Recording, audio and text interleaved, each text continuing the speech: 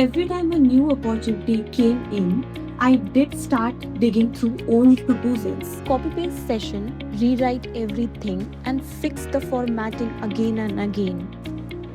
Between back to back client meetings, calls, and follow ups, I barely had time to sit down and actually write. And by the time it was ready, I was already behind on the next day. now with AI tools like Microsoft Copilot, I just need to share the client requirements, and within minutes, I get a solid proposal draft to build on.